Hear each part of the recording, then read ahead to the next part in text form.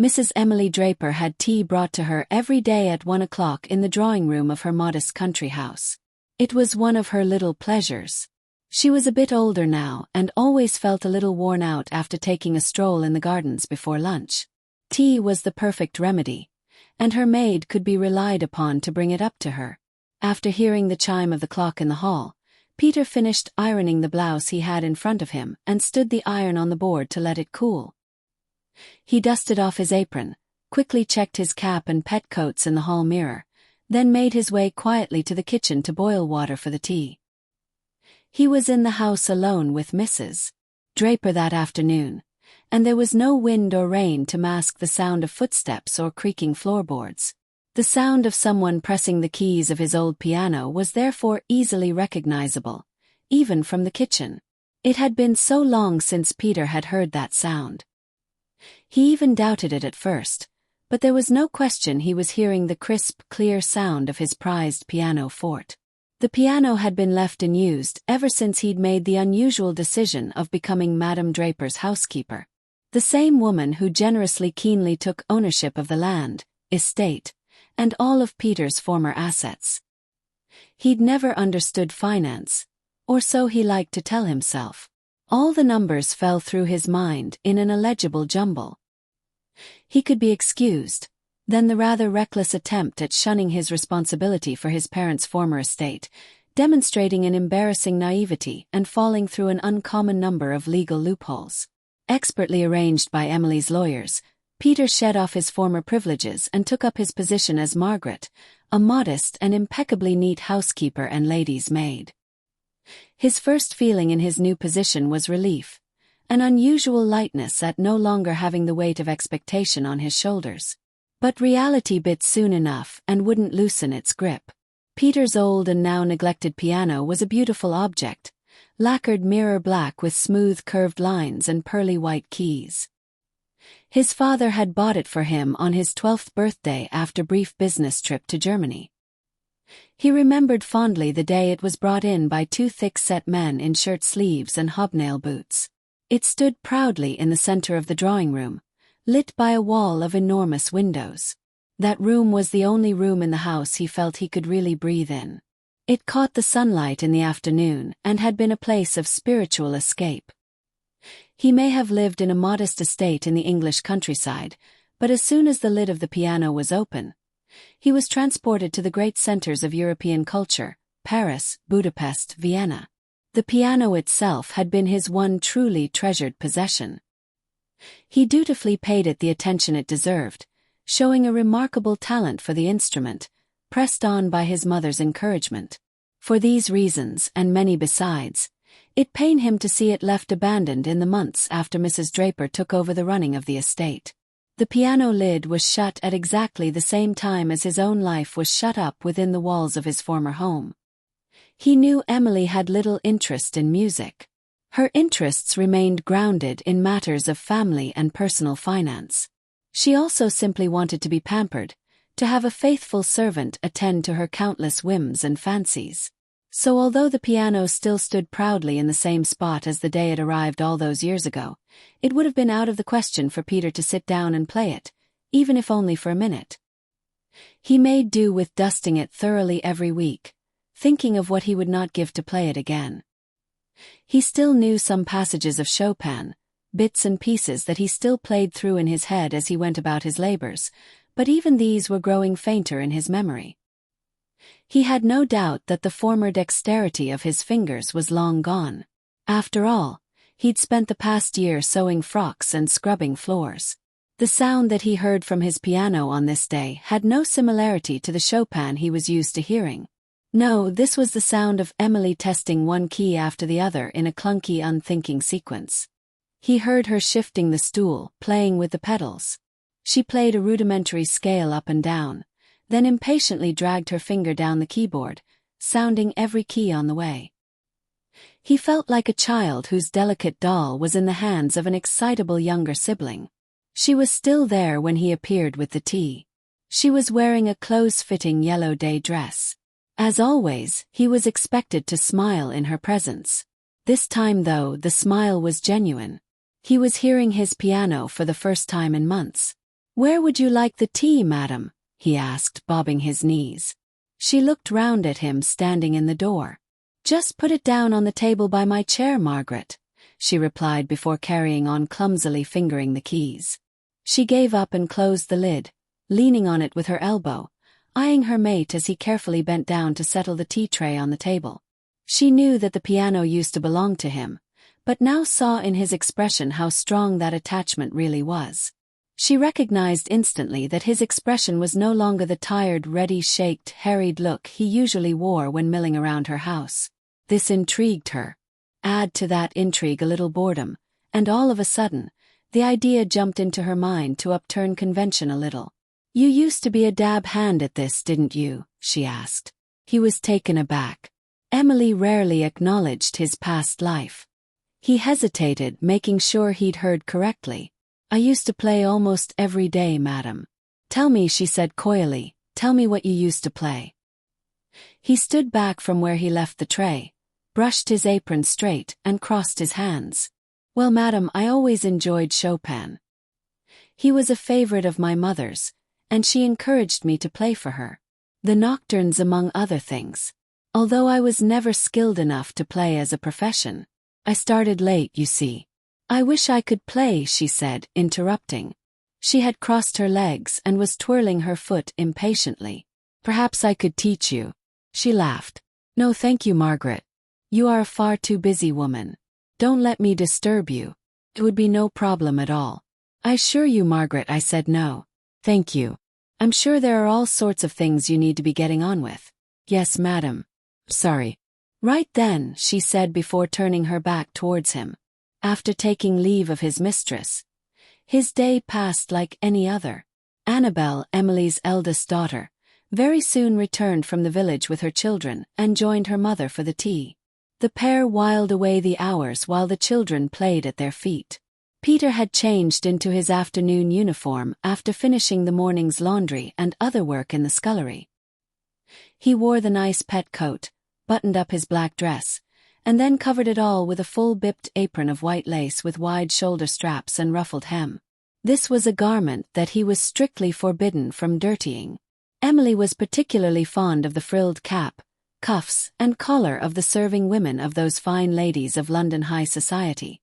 She was soon, after, quite adamant that these feminine ornaments become a strict part of Margaret's own livery. Annabel found her mother's fussiness in this department amusing. She remembered being fussed over constantly as a child and was relieved to be out from under her thumb. Her mother now had another target, someone else to dress up and tie up with a bow. When Peter first began work as Margaret, he found this costume embarrassingly conspicuous. Yet the implicit prescription on discussing his past life meant that he was saved the worst humiliations. His former identity had almost completely slipped from public memory. He now dressed, lived, and worked as Margaret, and answering to the name was now entirely second nature. Dredging up his former identity now would require rooting through the documents related to the estate's previous ownership. He would rather just forget. Peter, now under the weight of his elaborate, delicate maid's uniform, returned to the drawing room. He gave a smile to the children before greeting Annabel and her mother with a curtsy. "There will be 6 of us for dinner tonight." "Margaret," Emily said from her seat. "John and Elizabeth are coming. I'll make sure to set places."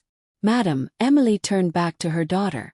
"You know, we've lived in this house for almost a year now, and I'd never paid the slightest bit of attention to that piano." She pointed in its direction. Annabel looked briefly over her shoulder at the instrument.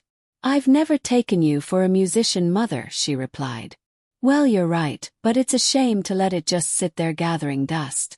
It's quite jolly. Sad to let it go to waste," said Annabel before standing up. She walked over to the piano, stepping around her young children who were rolling a toy train on the carpet. Peter watched the young woman peer at and assess his former prized possession.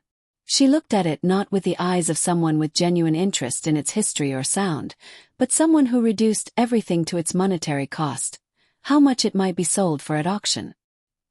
He was surprised by how hopelessly unhappy it made him feel. Annabel sat at the stool in her blue patterned dress and lifted the lid.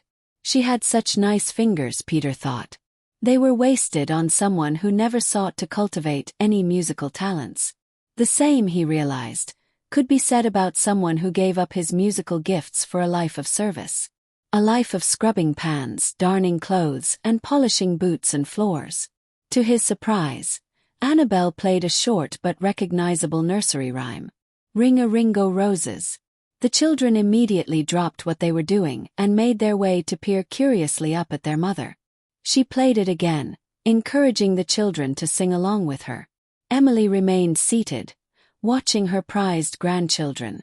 Before too long, Annabel had exhausted her repertoire and closed the piano lid. She rejoined her mother, leaving the children to explore the remarkable instrument that had just been brought to their attention. The little girl, wearing a short pink frock, stood up on the stool and opened the lid. The boy, only a toddler, managed somehow to clamber up onto the keys. The adult women seemed either completely oblivious to this activity or were entirely untroubled by it. For Peter, though, it was torture to see the muddy footprints on the stool and the little fingers picking at the ivory keys. He couldn't hold himself back. He marched across the room as fast as his skirts would allow him and grabbed the children by the wrists, pulling them up and away from the piano. The women were mortified. "Margaret, what on earth are you doing?" Emily screamed. She slapped his wrists sharply, forcing him to let go. Annabel burst into tears and rushed to comfort her now wailing children. "Margaret, how could you hurt my little ones? You awful thing." Peter tried to regain his composure, straightening out his apron and skirt as he always did when he was under the eyes of his mistresses. The children, they were damaging it," he replied, recognizing precisely how pathetic he sounded. "I don't care if they were playing in the fire," Emily boomed. "How dare you lay hands on the children?" "I'm sorry, madam," he said, bowing, avoiding Emily's eyes. He was also in tears now and took himself swiftly out of the room. The children and adults eventually calmed.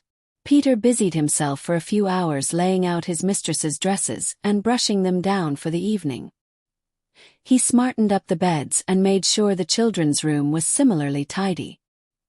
He knew Emily's youngest daughter, Elizabeth, and her husband, John, were joining the family for dinner and was ready to greet them when they arrived at 7 o'clock.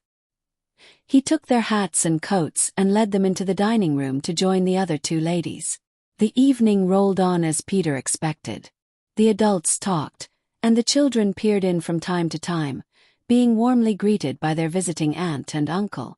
Peter, embodying Margaret in her most impeccable form, swanned this way in that, bringing dishes and taking away dirty plates and glasses. Elizabeth had always been a warmer personality than her older sister or mother, and smiled kindly at the housemate, who was working so hard to ensure the dinner ran smoothly. Peter then prepared the drawing room for the after-dinner drinks, readying the fire and lighting the gas lamps. He closed the curtains and, unable to resist, drew his hand across the smooth piano lid, checking it was properly closed. Annabel went to put her children down to sleep, and Peter joined her to prepare their night clothes. They then returned together. Annabel was handed a glass of wine. Peter wasn't, and everyone made their way into the drawing room. It was now dark out, though the room was perfectly warm and comfortable.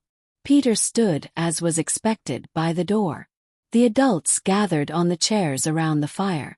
Emily requested her best brandy, and her maid dutifully retrieved it from the hallway cabinet. The conversation ebbed and flowed before landing on the favorite subject of the day. John, Emily asked, "Have you ever thought about taking up the piano?" John was a tall man in a smart brown suit. He wore a mustache which made him look much older than he was. He replied. "You know, when I was a young lad, I could hammer out a few tunes." "He's quite good, Mommy," Elizabeth added. "He's not one of these uncultured fellows with his nose stuck in his ledger." "Oh, I didn't suggest such a thing," Emily added. "I'm sure he's very talented. Mother discovered the piano today," Annabel interjected sarcastically. "It's been sitting there for months on end, and then all of a sudden, she can't stop talking about it." "Don't be unfair, dear," Emily replied. "It's a very nice piano." She was now looking back at John. "Why don't you have a look at it?" He peered over his shoulder at the shadowy bulk at the other end of the room. "Can we get some light, Margaret?" he asked politely. Peter nodded and proceeded to light the gas lamp above the piano. John sat down at it, smiling all the while. He lifted the lid, stretched his fingers and began to play. Peter was surprised at how confidently he handled the fingerwork. Of course, the music wasn't to his taste. These were sing-ong tunes, whereas Peter always had a passion for the more understated classical works. Still, John played away in perfect rhythm, now joined by the ladies, all with glasses in hand. They inevitably started singing along and seemed to be having a jolly time huddled around Elizabeth's husband. "Bravo!" Annabel declared at the end of a rousing song. "Elizabeth, you never told me John was such a maestro," Emily said giddily, trying to clap with a glass of brandy in her hand. John played his part, making a silly bowing gesture, then leant over to kiss his wife on the cheek. "Ah, I've missed that," he said. "Father brought one of these home when I was a lad. Taught me all sorts of songs on it." Peter felt a pang of unease as the man laid his hands on the instrument and felt the smooth surface, leaving fingerprints everywhere. All he could think about was wiping off the smudges left by the man's sweaty hands. He remembered his mother telling him once as a boy that the oils on one's skin can damage the wood polish. "Well, you're free to come and play it whenever you like," said Annabel, putting her hand on John's shoulder. "Nobody else does." "He can have it," Emily said suddenly. "If he wants it, it's not getting much use here. The children are too young to make use of it, and I don't want them to get their grubby hands all over it." Peter felt like he'd been frozen in place. What on earth was she saying? Doesn't she understand that this is a highly valuable, collectible piece? What is this dandy going to want with it? "My, what a generous offer," John said. As the man began to inspect the piano, walking around it this way and that, Peter couldn't help think that the man was looking a gift horse in the mouth. Did he even know what he was looking for? Would he even notice the fine craftsmanship on the bridge or the inalio lettering? Would Emily let him just take it away on little more than a whim, the piano Peter had loved ever since he was a boy? Could he even bear to think about how great a loss that would be? Peter picked at his nails. Nobody was looking at him now. He stood silently at the side of the room like a ghost, unable to interact with the living. He had always hated having to wear women's corsetry, and it was in times like this that the tightness in his chest was most bothersome. He was on the cusp now of just throwing his cap to the ground, ripping the apron off over his head, and demanding that this rabble leave his house immediately. But no, there was not even a squeak from him. He couldn't catch his breath. And besides, what really would an outburst like that achieve? It wasn't his house anymore. It wasn't even his piano, no matter how sentimental he felt about it. If Emily wanted it gone, then he might as well say his goodbyes now. "It's a beautiful thing," said Elizabeth, as her husband continued to admire it. "And there's certainly space in the lounge of the townhouse." "Oh, Emily," John buoyantly exclaimed, moving to kiss his mother-in-law on the cheek. "You're dull. Love it." "It's nothing," Emily said bashfully. "Don't be silly," John replied earnestly. "I'll not forget this. What a remarkable gift." The party gradually faded out, and Peter was utterly exhausted by the time his head hit the pillow. Elizabeth and John had left, and Peter had helped the other ladies prepare their nightwear and brought in the bed warmers, but he couldn't sleep. He realized that for the past year, it was as if he'd been sleepwalking through life. The duties of a housemaid occupied his mind completely, and he busied himself with his chores every hour of every day. The time was passing without him thinking at all about how his life had been so irreparably knocked off course. He never had time to think. Emily, Annabel, and the children were constantly pestering him, vying for his time, and forcing him this way and that, tending to one chore or another. Now, with the evening's events fresh in his mind, his thoughts returned again and again to the same point. He suddenly became completely obsessed with Elizabeth's husband, the man who was going to come back this week or the next, and will his prized piano out of the house? And where would that leave him? If it was in the house, if he walked past it hundreds of times a day.